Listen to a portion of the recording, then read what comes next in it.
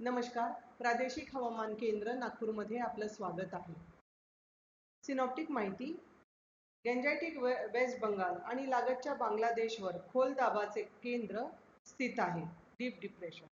Monsoon trough आता Ganganagar, Hisar, Delhi, शाहजहानपूर, Barabanki, Muzaffarpur, गँजायटिक waste Bengal आणि लागतच्या बांगलादेशवरील खोल दाबाचे केंद्र आणि तेथून दक्षिण आग्नेय ते ईशान्य बंगालच्या उपसागरापर्यंत जात आहे.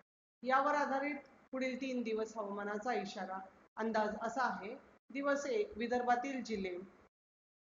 भंडारामध्ये विरळ ठिकाणी हलका ते मध्यम पाऊस, तसेच वाशिम, वर्धा वगळता बाकी जिल्ह्यांमध्ये तुरळक ठिकाणी हलक्या पावसाची शक्यता आहे.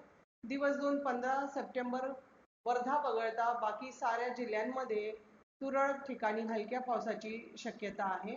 दिवस 3, 16 सप्टेंबर विदर्भातील जिल्हे अकोला, अमरावती, नागपूर, भंडारा, गोंदियामध्ये तुरळक ठिकाणी हलक्या सरींची अपेक्षा आहे. तसेच बाकी जिल्ह्यांमध्ये कोरडे असण्याची शक्यता आहे. हवामानाचा इशारा. येणाऱ्या 3 दिवसांमध्ये विदर्भात कुठलीही धोक्याची सूचना नाही. स्थानिक शहर हवामानाचा अंदाज. येणाऱ्या दिवसांमध्ये आंशिक ढगाळ वातावरण तसेच 1-2 हलक्या पावसांच्या सरी अपेक्षित आहे.